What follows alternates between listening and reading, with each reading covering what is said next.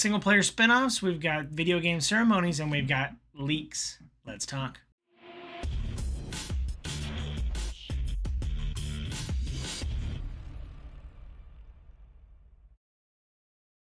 What up, viewers? What up? What up? Calc Soups here, and today is April 24th, and that means it's time for a quick recap of the week in video game news. First thing we got to talk about is Saros, the next game from Housemarque, the developers of Returnal, is coming out next week. I know the reviews are already out, but I'm just going to talk about the trailer. I'll talk about reviews, even if they do look positive next week. But yeah, we just want to talk about the launch trailer, talking about setup for the game, how it's looking like it's going to be just as good, if not better, than Returnal, which is awesome to hear. I had a fun time with Returnal, so I'm excited to see all the different things coming out for Saros this week, including the launch trailer. Yeah, I'm hoping for more focus on like the main character, more plot driven in the game. I know it's always hard to kind of fit that in with like the roguelike bullet hell gameplay, but give me some more narrative, and that's what I think we're getting in this latest trailer. So I'm excited for Saros, and again, I don't want to talk too much about the reviews so far, but it is looking like it's off to a great start, so excited for that.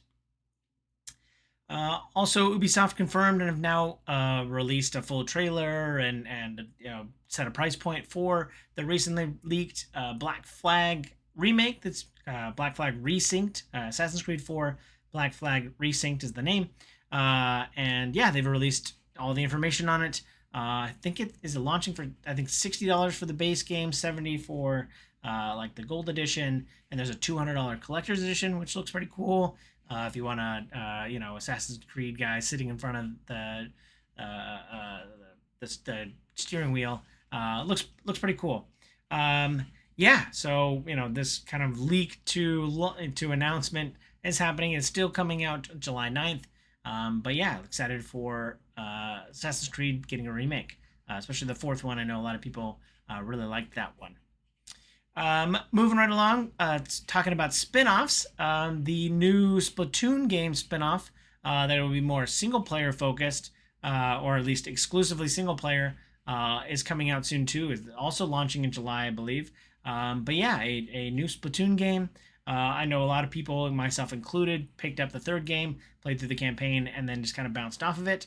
So yeah, more single-player focused should be cool. I would still ask, what about kind of a PvE mode? Can I get multiple players to play through a PvE mode? Yeah, I played through that with my friends as well. So hopefully they can add on a multiplayer player versus environment kind of gameplay, which I would be excited for.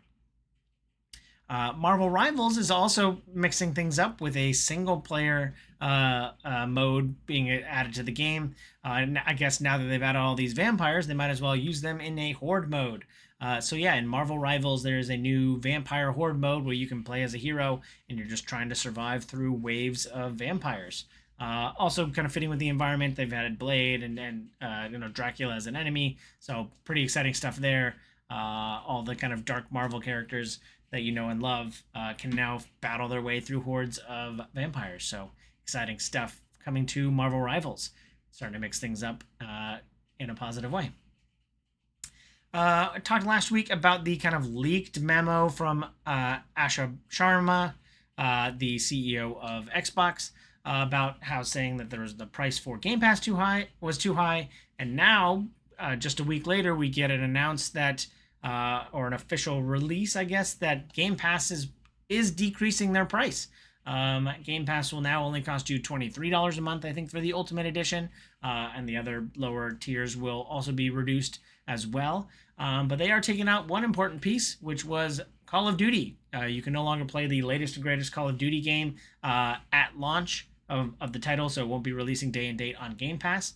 I assume this is a reaction to the fact that I guess they wanted people to opt out of Game Pass because they announced the increase back in October, right before Call of Duty came out, but then still noticed a distinct lack of sales. So I guess people didn't drop Game Pass if they were Call of Duty people, and then just played it for the month and then left, and they didn't get all the Call of Duty money they kind of wanted out of it. So You're still going to have to buy Call of Duty this year, even if you're a Game Pass subscriber.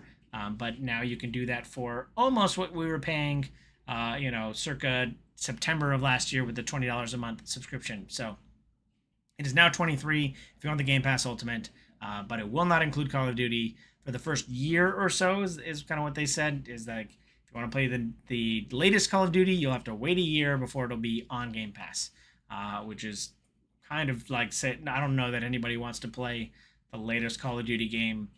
Wants to play last year's Call of Duty game around when they launch the next Call of Duty game, but maybe there's people out there that just want to play through the campaign and move on. The latest Capcom venture into dad sim plus daughter surrogate seems to be going well. Pragmata has already hit 1 million unit sales, even though they only launched last week. So this is the opening weekend, 1 million units, which is awesome. Excited to see Capcom spin up a new IP and for it to go so well. I've already heard about the kind of tearjerker moments, and I've already kind of and it's already a dad-daughter surrogate simulation game. So I also hear about the compelling gameplay. So excited to see that Capcom's kind of venture into a new IP is going so well. So excited to hear about that. A little bit of controversy coming out of the BAFTA Awards this week. The kind of British award show that includes video game awards.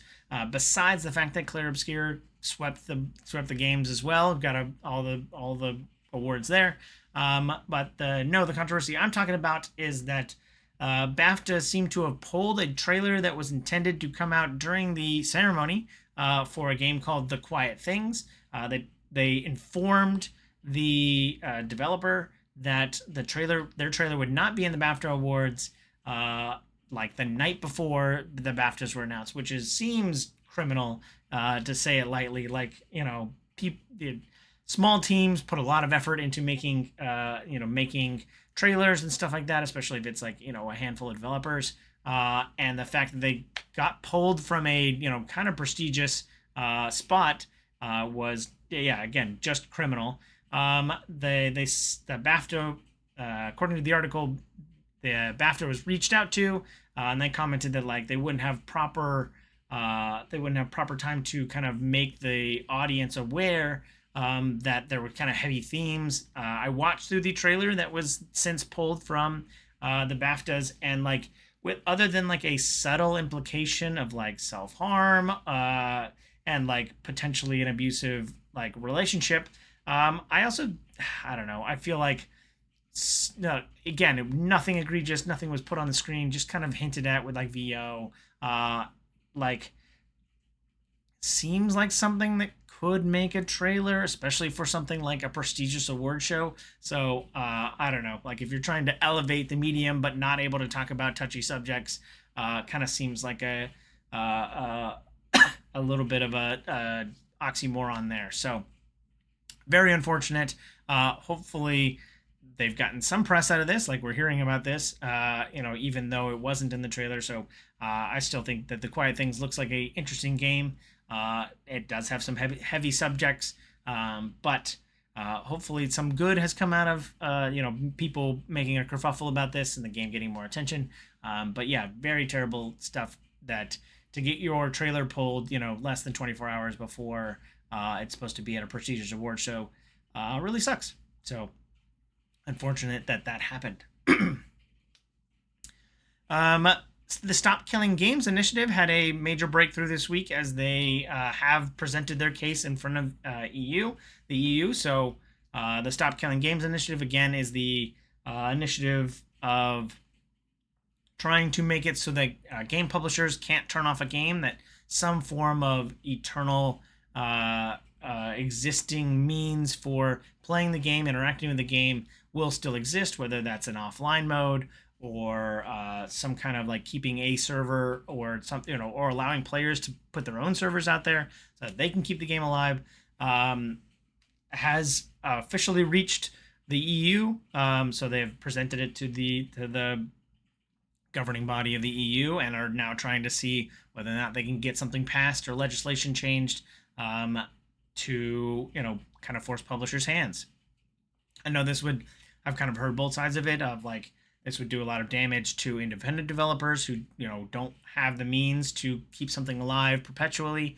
But I don't see much excuse for AAA developers, keeping some form or letting go of something to let other people take care of it. But again, it's all legalese to me, so it'll be interesting to see where this kind of shakes out. But positive sentiment and momentum have kind of been coming out of this after the hearing, so we'll be continuing to watch what's happening with the Stop Killing Games initiative.